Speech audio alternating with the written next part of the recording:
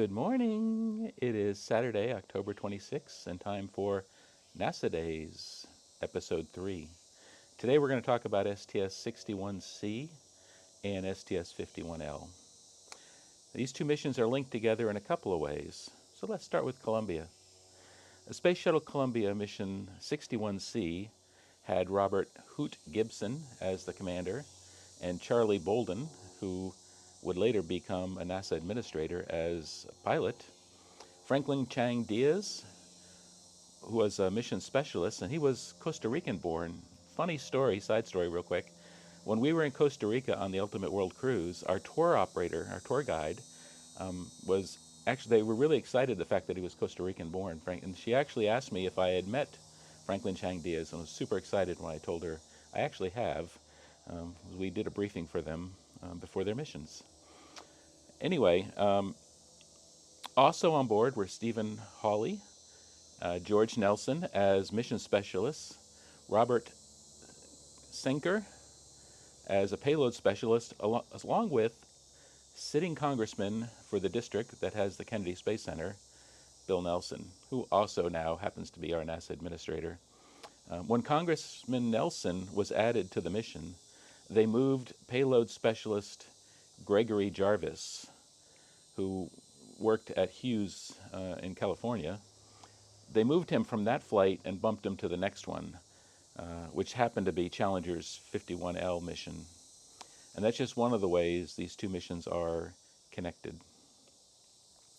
But during the crew dress rehearsal for 61C, what we call the terminal countdown demonstration test, where it's performed basically as a countdown without loading propellants into the external tank.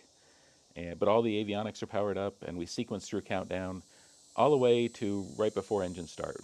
Obviously there's no propellants. We don't try and get into engine start. After the test, the crew gathers in the White Room for a group photo. And Congressman Nelson thought he was looking at a mirror, I guess, I don't know. And painstakingly was going through his hair with a comb and making sure everything was just right before this photo. However, what he was actually looking at was the remote video camera. And so we had this called up in the firing room, and the entire firing room was like pissing ourselves laughing, because he's like over there very meticulously working his hair, looking directly at us, not realizing, I guess, he was looking at a camera, and then went and got his group photo. But it was kind of a funny moment. Columbia attempted to launch on December 19th, 1985. However, there was an RSLS cutoff at T minus 14 seconds when one of the hydraulic power units, or HPUs, I think it was in the right booster, this one, started off nominally, showed an indication that it wasn't at the right RPMs, so the system automatically cut it off, and they scrubbed that mission till after the holidays. So Columbia did actually launch on January 12th, 1986, and completed its mission with Congressman Nelson, and they've launched a satellite. It landed in California on January 18th, 2 days later than planned because of failed attempts due to weather. They were hoping to land it in Florida because Congress Nelson wanted a Florida orange when he got home, but unfortunately due to weather, they landed in California. So Challenger, switching over to Challenger, its mission 51L was scheduled on January 22nd, but it was moved to the 23rd and then the 24th due to the delays of Columbia getting back from California. We weren't ready to have two vehicles in orbit at that time. We didn't really support it for a number of reasons. But once they landed, then we tried for the 24th. A launch on the 24th was scrubbed due to bad weather at the TAL sites, or transatlantic abort sites. So it's either in Spain or Morocco, and there was bad weather there, and so had the shuttle needed to make an emergency overseas landing, it wouldn't have been able to. So it was scrubbed on the 24th. It was scrubbed again on the 25th because the ground systems weren't ready yet. So we went until the next attempt was the 27th. On the 27th, we counted down to T minus 20 minutes. However, after the crew, consisting of Commander Francis Scobie, pilot Michael Smith, mission specialists Judith Resnick and Ellison Onizuka, they were strapped into the flight deck, and mission specialist Ron McNair and payload specialist Gregory Jarvis, I'm sorry, and teacher in space, Krista McAuliffe, were strapped into the middeck. Um, the closeout crew, after closing the hatch and performing a leak check, was unable to remove a piece of GSE that they had to use to do the leak check from the hatch. Um, it seemed like the screw was stuck or something.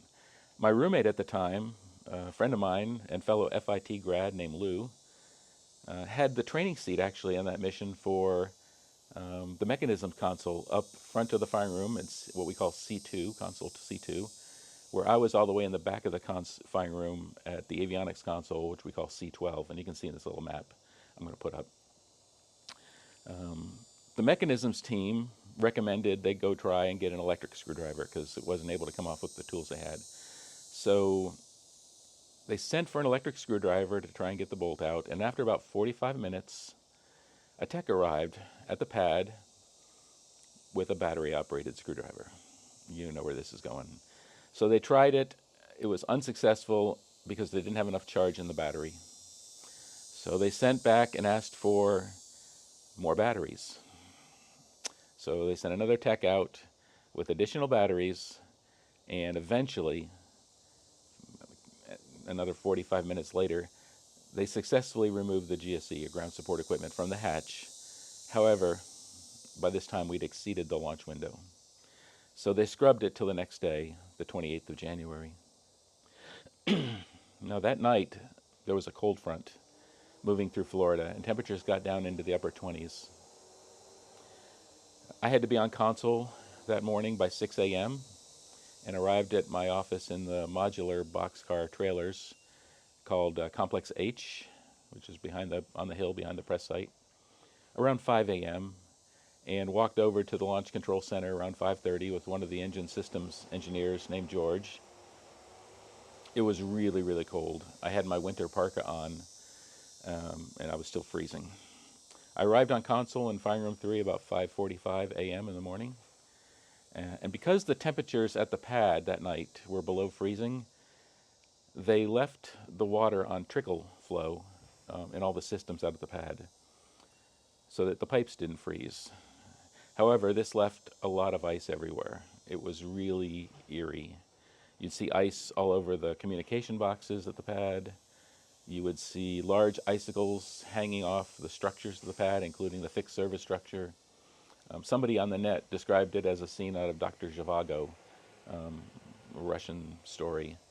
And so, yeah, it was really kind of eerie. The Rockwell guys who designed the Space Shuttle Orbiter had run an analysis and said that the large icicles did not pose a risk to the space shuttle. And once all the crew was strapped in, the closeout crew successfully closed the hatch, performed a leak check, and removed the GSE successfully this time. As we counted down, at least in my head, I was thinking, this is crazy. Are we really going to launch in this freezing weather?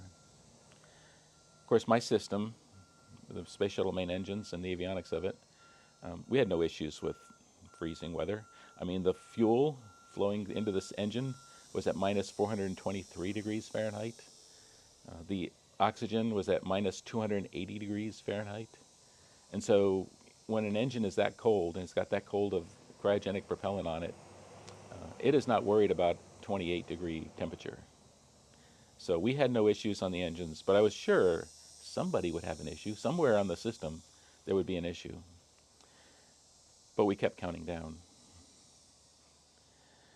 That evening, President Reagan was giving his State of the Union speech, and we knew, or we had heard, that there was going to be a bit in the speech about the teacher in space, teaching from orbit. And we would wonder, we were wondering kind of to ourselves, is there going to be a teacher in space, or are we going to scrub because of weather? And at this time, I was thinking we were going to scrub. I didn't think we were going to go. But we continued to count. The ground launch sequencer started at T-minus 9 minutes and worked its way through the launch countdown. At T-minus 7 minutes and 30 seconds, the orbiter access arm was retracted. At T-minus 5 minutes, GLS was go for APU start, and pilot Michael Smith performed the start of the auxiliary power units. And we continued to count. T minus 4 minutes, and all three engines were commanded to purge sequence 4. 10 seconds later, the chamber coolant valves all opened successfully. They were an issue on one of the PATA boards previously. At T minus 2 minutes and 55 seconds, GLS go for ET orbiter, ET LOX, pressurization to flight pressure. Also, the beanie cap that's sitting on top of the space shuttle tank raises up and moves out of the way. At T minus 1 minute and 57 seconds, GLS was go for ET LH2, liquid hydrogen pressurization to flight pressure. At T minus 90 seconds, all three engines met the criteria to be ready to start, and they reported that they were ready. One of the status updates is engine ready. T minus 31 seconds, and GLS was go for RSLS start, which initiates the orbiter onboard computers to sequence the space shuttle through the remaining part of the count. At T minus 10 seconds, and we're like, oh my gosh, we're actually going to launch today, GLS was go for main engine start. And at T minus 6.6 seconds, engine 3 lit, followed by engine 2 and engine 1, and they got up to full thrust. At T minus 2 seconds, the onboard avionics verified that all three engines were greater than 90%, and they were. So at T0, it commanded SRB ignition and below the hold down post, holding the SRBs to the mobile launcher. Now, as everybody knows, at T plus 73 seconds, the space shuttle was destroyed by the failure of one of the rubber O-rings to properly seal during the start transient of SRB ignition. This was caused directly by the cold temperatures, affecting the ability for the rubber O-ring to seal fast enough, and it allowed hot gas to get past, causing a burn through initially. However, it did reseat itself miraculously and would not have been a problem. However, there was significant amount of wind shear that morning in the upper atmosphere, and as the space shuttle climbed in ascent, it went through maximum dynamic pressure, and the engines throttled down to 67%. During the flight, the O-ring failed again, causing hot gas to escape and burn through the strut holding the solid rocket motor to the external tank. As it swung away, the upper part of the solid rocket motor struck the external tank, rupturing the liquid oxygen tank and causing a huge explosion, which caused the rest of the vehicle to break apart due to aerodynamic forces. In the firing room, I was busy watching the computer displays. We also had two black and white television TV monitors to our right-hand side over here. One was looking at the three main engine nozzles on the pad. The other one was the main public NASA feed.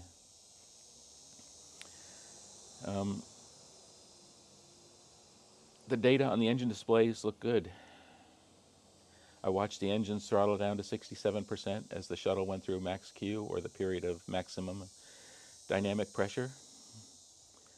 And then they throttled back up to 104%. I heard the call on the communications for go at throttle up. And I had asked, because I was in the training seat, I'm like, but the engines have already throttled up. That was a little while ago.